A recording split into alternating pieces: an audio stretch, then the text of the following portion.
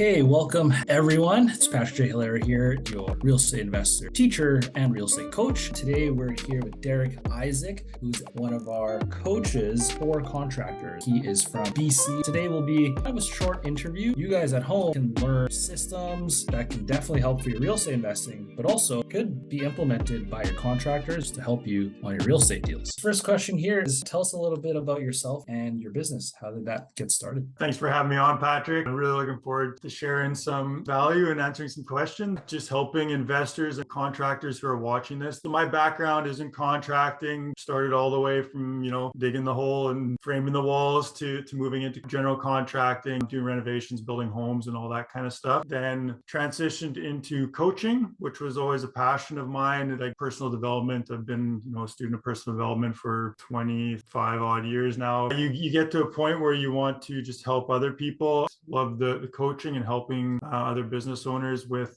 just some of the lessons that I learned. And through my contracting, one thing that a lot of them struggle with is all the back end, systems and figuring out ways in order to do things better, do it more efficiently, take some of the repetitiveness out of what the business owner is doing and help them transition to more of a leadership and, sales roles instead of, being on the tools or having to do all the bookkeeping goes along with running a business. That's cool how it seems a very natural transition of people that want personal development, wanting to get into a business where they help other people, right? It's all this time trying to help ourselves get to a point where we can help other people. So I think that's kind of cool. I do like that idea of getting the contractors off of the tools and then kind of implementing those systems. Yep. Because even with myself, I did some of my renos early stages, and it wasn't really until I realized what a system was, right? And I think if I can remember, what is a system? I hear in math class, I hear in science class, I hear in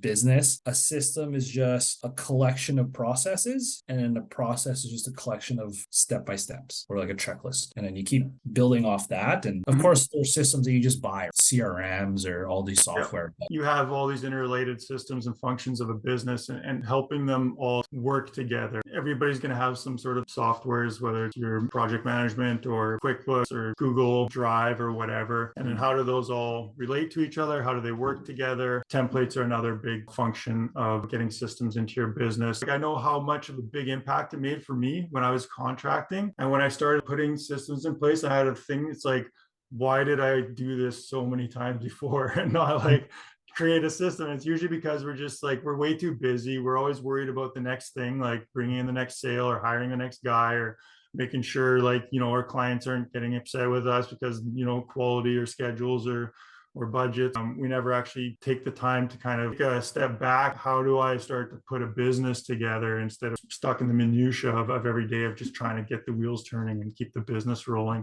So I've lived that struggle and I know how difficult it can be. Usually business owners are coming from where I did of being on the tools of doing the day-to-day work, and then they've started a business and now they've never really been trained or gone to any kind of education to actually know how to operate a business, how to run a business, how the different functions work.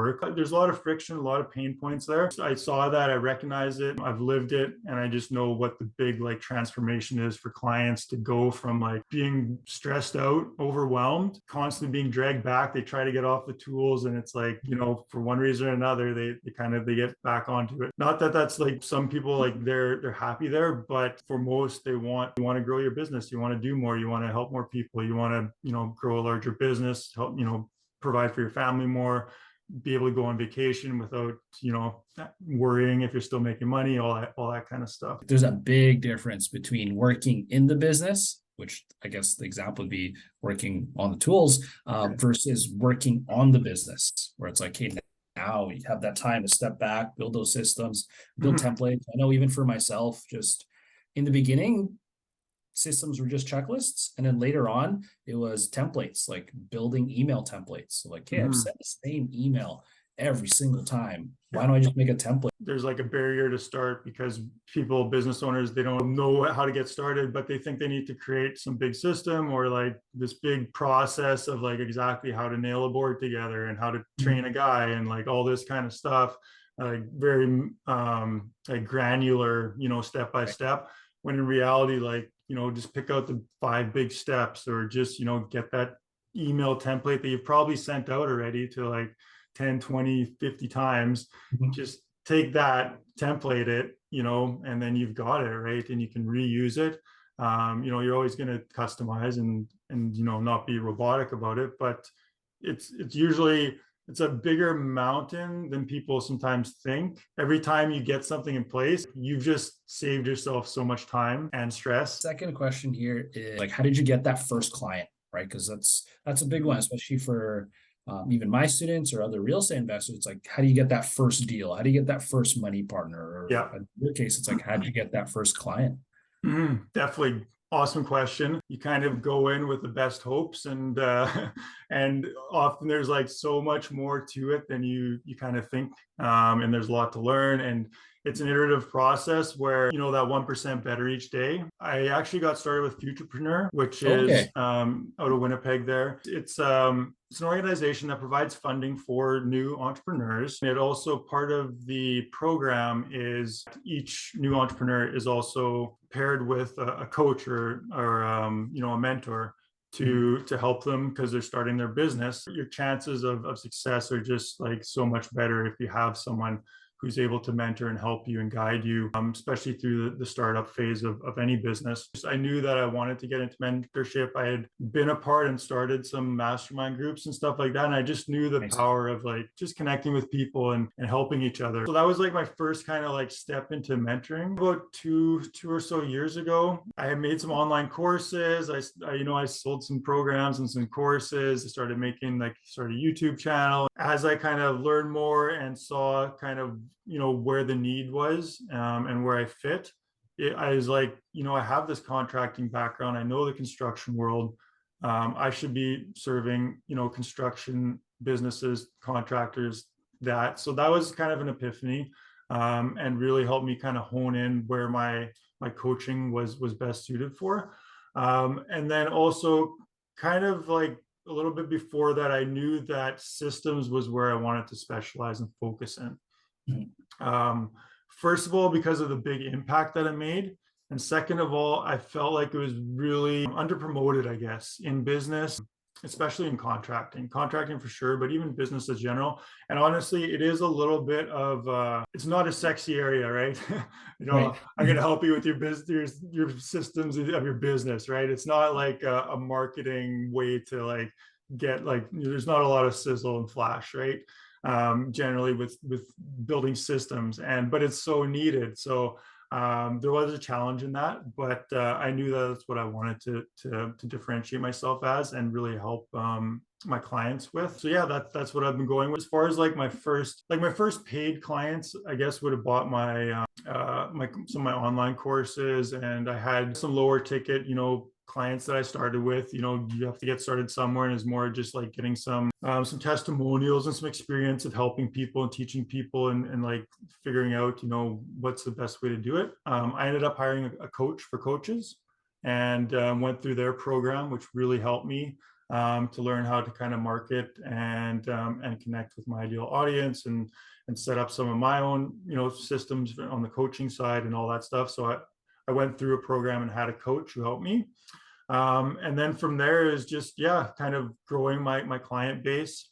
My first like high ticket client, I can't remember exactly. I believe it came through YouTube. There's two like that happened right close together. It was like really Yeah. awesome because I'd been like putting all this effort and work into it. And then it was like, like two like high-end clients came on like really close together.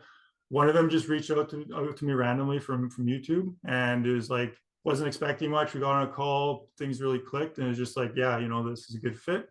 The other one, I think, is someone that I had known for quite some time, and I was just doing follow-ups, connected with my network, my power base, and things just clicked. That's awesome. I think that's great how you started teaching and like coaching that for free, right? Because I always tell people like, hey, if you want to do something, try it out for free, right? 'Cause Yeah. it's very hard to like you can't really find a job coaching for minimum wage. Like it's not an entry level job, right? Like you need some experience, and then Yeah. you always see that complaint like, oh, how do I get experience? Well, say, hey, Hmm. do it for free. Like I taught for free Yeah. before becoming a teacher. You did some coaching for free before becoming a coach, and even that scaling part, right? Of like, hey, start with for free, low ticket items, eventually get high ticket.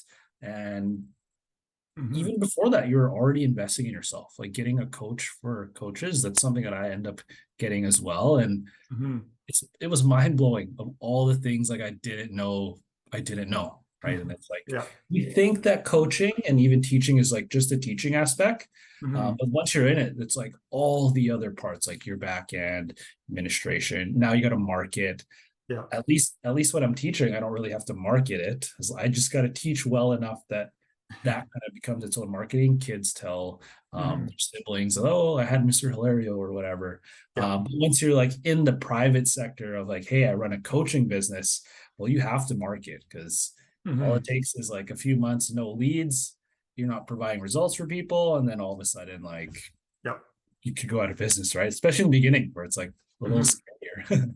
Thanks for kind of joining us for this short little interview. It was awesome. I learned a lot. I actually been taking notes this whole time, and that's just something that I do anytime I Yeah.